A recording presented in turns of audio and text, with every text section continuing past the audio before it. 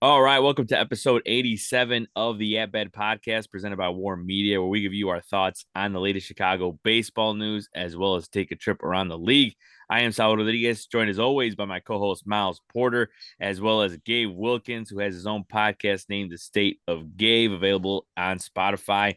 We also have Chris Pennant as well, who you've seen on the show many times, just like you see him on CHGO Sky Show, as well as co-host of the Skyhook Podcast.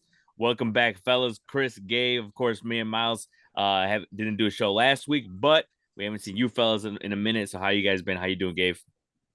I'm doing excellent, man. Just trying to take it one day at a time and pull in a million directions. Everybody asks for favors and various stuff for like family stuff, life related stuff, work stuff. But outside of that, I'm navigating it. I'm balancing it. I'm doing good. Always a pleasure to be on talking baseball with you guys. Hell yeah. How about you, Chris? How you doing, man? Just got back from San Francisco. Went out to an A's game, which I'll get into a little bit on today's show. But it was great to be out there with family. First time back at the Coliseum since my mom took me when I was a baby. A lot of emotions over there, but it was great. It was a great weekend, and y'all got to get y'all weather game up, man. It was beautiful out there. This is terrible right now. I know, right? I know, yeah, it's this weather is nasty, but I'm not surprised though, it being Chicago, right? But Miles, how you doing, man? How you enjoying the first few days of baseball? Yeah. Man, I'm so happy, bro. It's so great seeing the boys back, and Yeah. we already got a couple of fights. We got Reese Hoskins and Jeff McNeil going back and forth. Man, it's good, bro. Me and my girlfriend got an apartment in Ravenswood, so I'm very excited about that. Oh yeah. So I'll be recording from a new little area. I look forward to that, and getting ready for my season. And man, I need to check in on Sox fans and A's fans right now, bro, because I feel for you guys, man. Really, goodness. I'm supposed to go to the game tonight. If it happens, it probably won't, but I just wanted to see Acuna. Yeah, hey, look, I mean, there's a lot of things to talk about when it comes to baseball right now. When it comes to the north and south side, I mean, you got Justin Steele injured on the north side. You got the White Sox with Yeah. Eloy's injury. They made a minor trade with the Yankees, but we have our guys At here. that game. Yeah. We have our guys here with Chris and Gabe, of course, White Sox fans, big White Sox fans. So we'll start with the White Sox. And of course, it hasn't been a great start to the season. Still looking for their first win. They're playing a series against the Braves right now. But we'll start with you, Gabe. What have you taken away from these first two games of the season? Obviously, this is a team that not necessarily is looking at the win-loss column, but you're looking at the guys on the field and how they're playing. Eric Fetty had a solid start. Obviously Luis Robert doing Luis Robert things this weekend. So how do you feel about the White Sox so far, man? I like what I'm seeing from the pitching staff, the starters, for the most part. I think Garrett Crochet on opening day Yeah. did very well, exceeded my expectations. Really went the longest out of any starter thus far that started. Go 6 strong, not walk anybody. You strike out 8 batters. You only give up 1 earned run. The only mistake you make in the game is throwing a 0-2 fastball when you should have stuck with your slider to Javier Baez, and it just caught too much of the plate, and it led to a single, stole a base, and then ended up scoring on a sac fly by Andy Abayan. That was really the only damage that was done. For the most part, the bullpen has delivered and been solid outside of Saturday's performance when they blew a 3-run lead. But a lot of that you could attribute to maybe, matchups or whatnot. The problem that I have with this team, just watching them in person, is the offense. Right now, the White Sox are batting a $186 as a team. That's last in all of baseball. And when you have games such as on Saturday where your offense scores 6 runs and Luis Robert accounts for 4 out of those 6, those are games that you have to win. Those are games where it's important for your bullpen to hold down the fort, and they weren't able to do that. I like the way that they played against Detroit, but when it comes to situational hitting, this team lacks a awareness that I haven't seen it with a lot of teams across baseball, and it's very scary because this has become a problem that's very redundant. As far as with the issue with Eloy, it's unfortunate because as a fan of the ball club, I've always liked Eloy. I've always wanted to see Eloy be successful. and have an impact. He's a guy that when you look at him size stature wise, you would think is capable of hitting 40 plus a year, but it's always been consistency. Now I'm starting to question whether or not he has a commitment to taking care of his body to the utmost extent possible to ensure that he has a long career. Because once you start getting that injury prone label and stuff like that happens, it's hard to shake. But overall, I've been impressed with the pitching staff. Garrett Crochet looked marvelous. I just wonder how he'll be able to hold up over the course of the season, considering the fact that this is his first time in a starter's role in 4 years. And the last time he started in the game prior to Thursday, he went 3 1/3 and struck out 6. And you got to go back to March of 2020 when that happened. Wow. Yeah. No. I think with Crochet, I mean, he looked nasty in the first game, and it was it was cool seeing him duel it out with Scooble, and those are two young lefties, and yeah. But Chris, what about you, man? How have you felt about these first few games of the White Sox season? I'm in agreement with Gabe on the pitching staff. They've looked good. They've kept the White Sox in a few games, notably that opening day game. Crochet pitched really well. He just had the one inning that bit him, and it was only for 1 run. Struck out, I think, 7 or 8 that game? Mm-hmm. And then you have to look to what Gabe said as well. The White Sox hitting 186, have scored 8 runs in 4 games. 2 of those games they've gotten shut out. And that game against Atlanta yesterday was an absolute snooze fest. And that's what gets me into the team as a whole, with the noteworthy acquisition of Mike Clevenger, juxtaposed with the inning where the first base coach wasn't on the field in the offensive half of the inning. This team has reached they're just starting to reach comical levels of ineptitude in terms of how to run a ball club. And that's really dispiriting for any fan who wants to be engaged, especially when the new GM has made a point of talking about changing the clubhouse culture, which is a buzzword that gets thrown around a lot. And it doesn't necessarily mean anything except for getting that GM's type of people into the organization. And if this is what Chris Getz's and Pedro Grifol's type of people look like, over the course of the season, is going to amount to 50 to 65 wins and a complete cratering of fan interest. The White Sox have always had trouble maintaining engagement in the Chicago marketplace, save for the 1950s and maybe their earliest history when they were in the thick of the World Series playoff, the World Series chase, going up to the 1918, 1919. And I think that they caught a little bit of fire with Frank Thomas, Robin Ventura in the early 90s, but they still had to work, battle the Cubs for getting people to the ballpark. And now more so than ever, when the Cubs, when Tom Ricketts threw up his hands and said, we don't have more money, I thought that was a lie. And I think that they realized fairly quickly that to maintain the capital that they had built up from the World Series in 2016, they turned that around. And now you have the Cubs right now, who, we'll get to soon. But the White Sox, it really feels like they are trying to deliberately do this, which is annoying at best, and words that I don't want to say right now at worst. I'll say this, when looking at the White Sox right now as an organization, this is the lowest point I've seen them in my 30 years of living. I'm not used to seeing this ball club like that. I've always known that this is the second team in Chicago, and I'm okay with that label, honestly. As far as attracting fans, yes, Chris is right. We have had a tough time as an organization when it comes to attracting fans. A lot of it is, I think, tied to the fact that Jerry Reinsdorf has not been willing to put money up into getting a top-tier talent here since Albert Bell back in like the late 1990s, which at the time I believe he signed for $50 million, which is now a lightweight contract. Like, you got all these teams signing players for $100+ million, $200+ million, $300+ million. You haven't given out $100 million contract. And when you see the Kansas City Royals giving the face of their franchise right now, Bobby Witt Jr., a long-time extension worth over $100 million, and you're in the third largest market in America, and you have yet to do that for a player, that bothers people within the fan base. Granted, I'm somebody who doesn't make too much stock or merit about winning free agency. However, it would be nice to see the White Sox do that at some point, sooner rather than later. And that's the only way oftentimes that you're able to improve the ball club.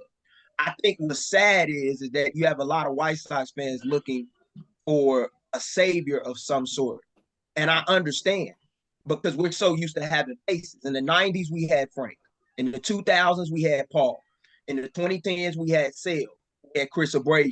In the 2020s, you thought we were going to have a plethora of faces with a perennial winner. And now all you're left with is Luis Robert Jr., who in my mind is probably the best professional athlete in Chicago right now.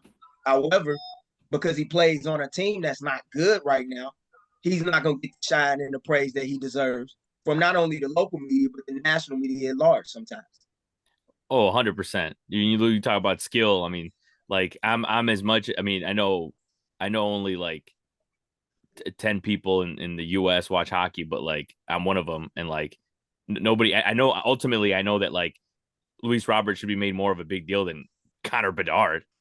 Yep. like you know what I'm saying? Like it's just Yep. as clear cut as that, and it's as obvious as that, but nobody ever talks about it because it's like Luis Robert has way more personality, and that's not even like a hit at Connor Bedard. Some guys are just like, it's just, you know what I'm saying? That's probably the nicest way to put it, to be quite honest with you. Yeah, you have to be. You have to be direct when you talk about stuff like that. And even though that may make some people uncomfortable, it is what it is. Exactly. It's hockey, right? Oh, yeah. Go ahead. You don't expect him to be like that. Yep. That's just the game of hockey. That's why like PK was so interesting. Yep.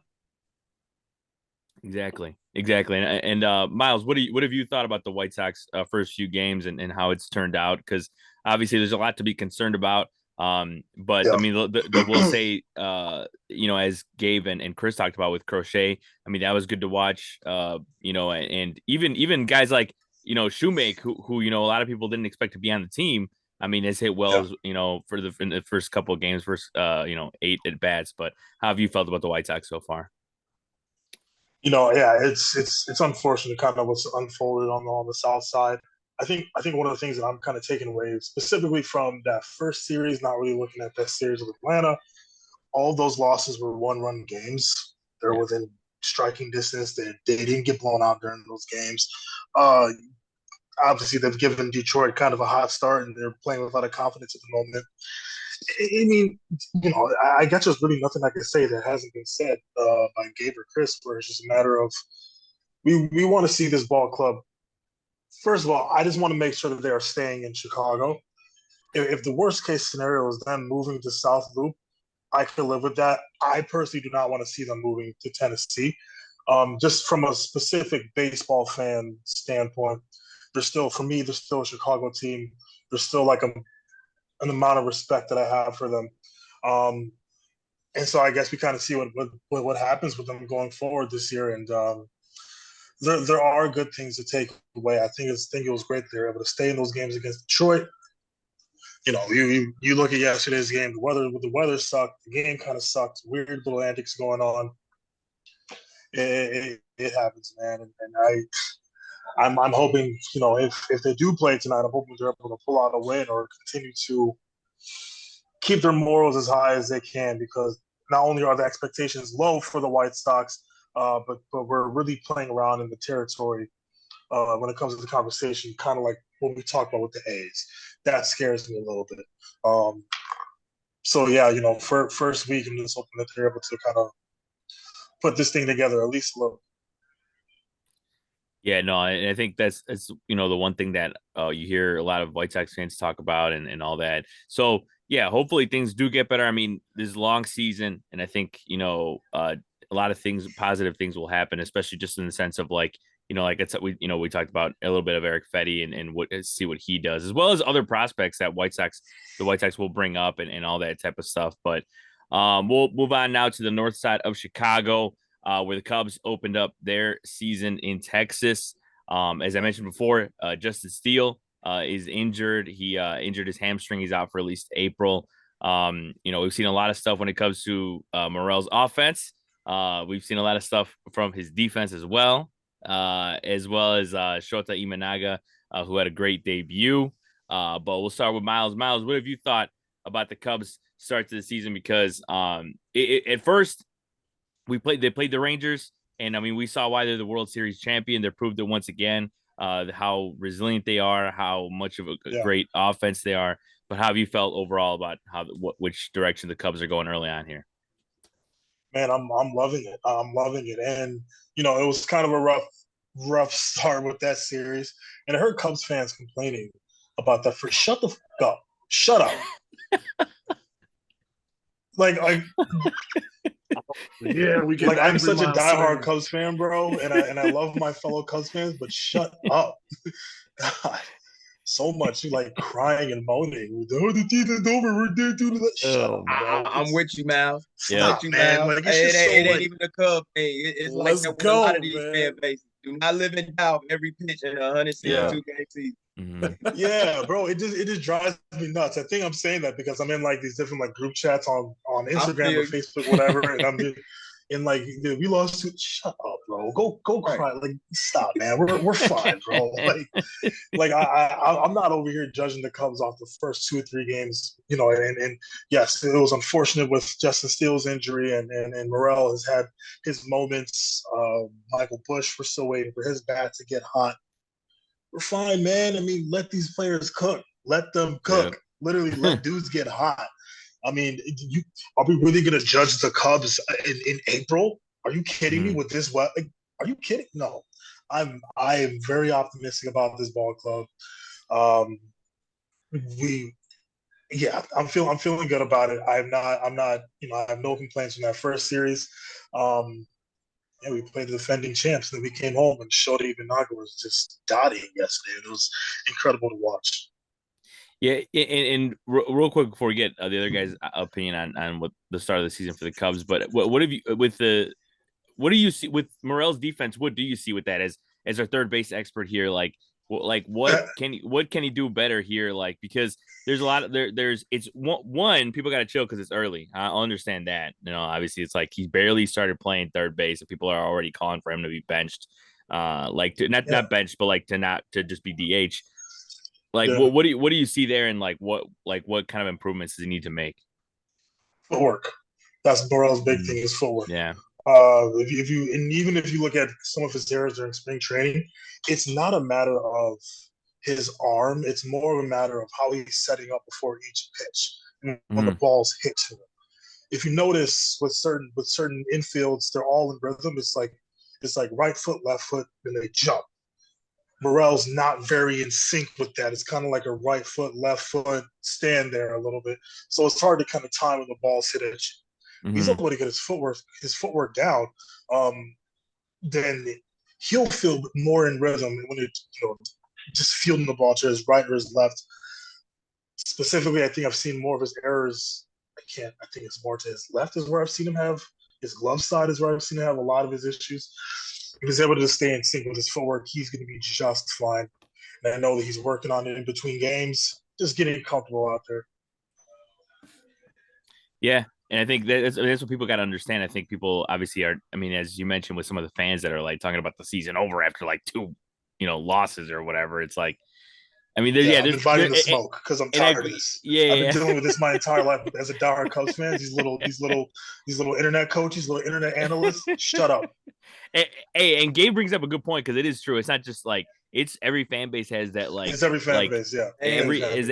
It's just kind of like project like or a little bit louder with the Cubs, but it's like every fan base has that where it's just like let's calm down a little bit, especially in a season this long. It's ridiculous to go that crazy. But Gabe, what have you thought early on about the Cubs and just in general with Morel, Steele, and the direction the Cubs are going in? Offensively, I believe they have the talent to stay in games when guys are producing it. Pitching wise, I worry about them. In the absence of Justin Steele, is an absence that I think will loom large for this ball club, and I think is the reason why you saw so many Cub fans pushing for Jed Hoyer to go out and make a move to acquire Jordan Montgomery when he was on the market. And you gotta get that right, because that's going to be important in a division such as the Central, when you got a young and surging Pittsburgh Pirates squad coming. Cincinnati, they're going to be in some games, and they're going to have a chance as well once guys get healthy and get back right. So I like what I'm seeing from the offense. I'm not really panicking too much over the losses to the Rangers. That's the thing where you just got to be on your A game in all three phases of the game. And if you're not, you're going to get dealt with. And, they lost 2 out of 3, but to snatch a win on Sunday and avoid being swept, that's a key win for them. If you take care of business against Colorado, you put yourself in a good position to go into a series against the Dodgers, a highly anticipated series, I'm sure, where you'll really be able to see how you stack up against the best of the best in the National League. Yeah, and I think that's the way I felt, right? Like winning 1 against Texas, I feel like doesn't necessarily feel like a win, but it definitely doesn't feel like a loss either, because that first game could have gone either way. Second game, I mean, second game was just the definition of a bad matchup. Like Hendricks didn't feel like a good matchup against that lineup, and it kind of showed there. Yeah. So it was I was positive about the series overall, so that feels good. But and then a note on the Rangers, as you mentioned, how good they are. Unfortunately, they lost Josh Young for a little bit with a fractured it was a fractured hand, right? I think he fractured his hand. Yeah, I think he broke his wrist. His wrist. There you go. Yeah. Top of the ninth, going up against Make, got hit on a pitch by a wrist, and then they're gonna bring up Justin Foscue, who's a guy that can really hit out of Mississippi State and been one of their top second basemen. They can play him all around the infield.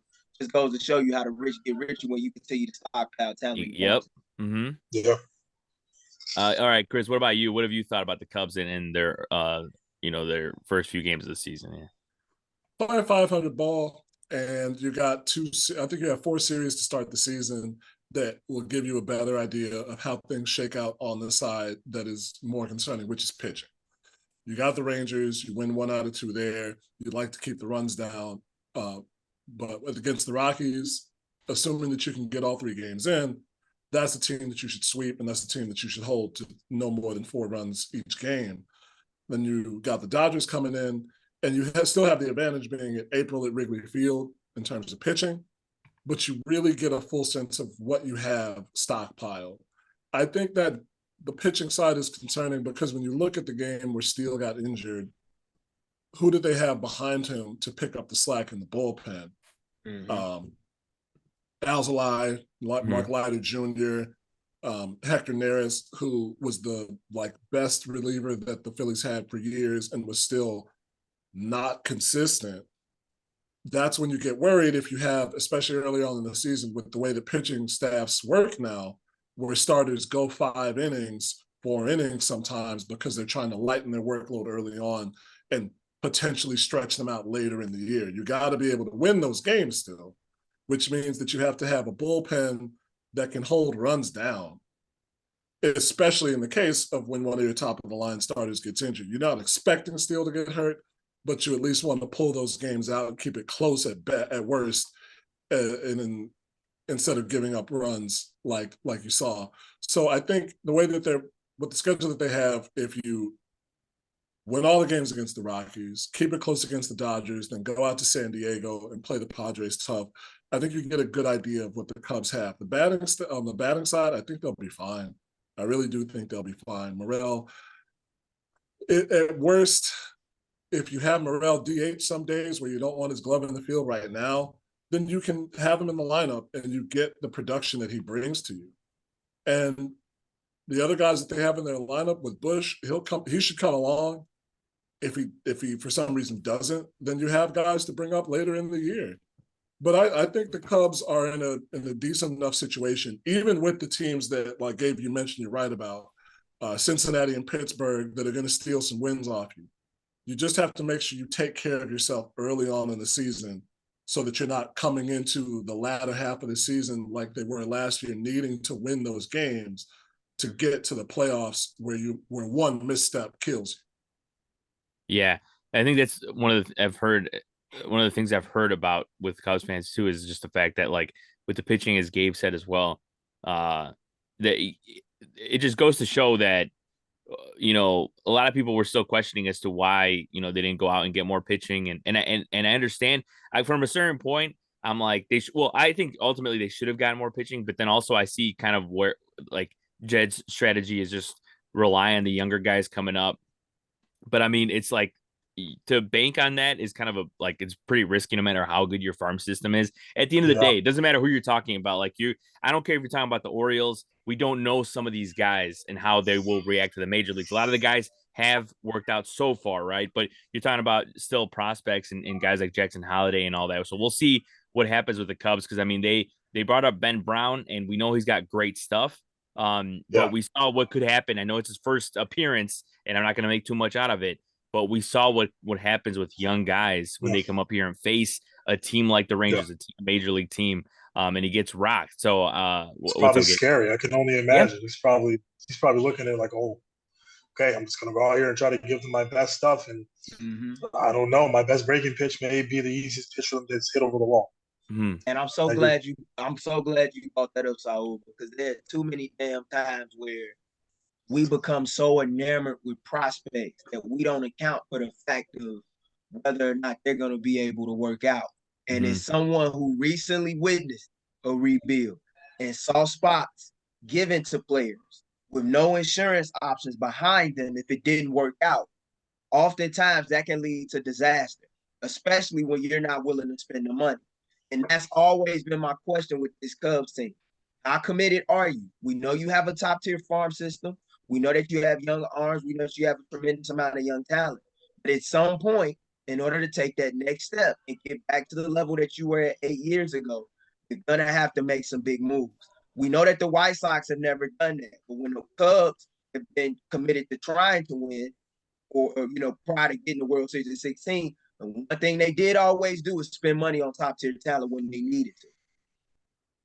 Yeah, exactly. And I think that's it's a very confusing time when it comes to the Cubs front office because it's not negative, and not in a negative way, but it's just like what you're trying to do. What are you trying to do? And then like I've even heard some people on other podcasts talk about how like they believe that the Cubs don't believe that this is a playoff team when it comes down to it. I think really what they mean is they don't think it's a championship caliber team, maybe a playoff team. I think they're easily a playoff team in the sense of like they can make it there, but to be a championship caliber team is a whole different story. And and that's maybe what they mean and what they think, but I just think they're banking too much a little bit on like, let's be competitive to the trade deadline and then go out and get a guy, but that's still risky.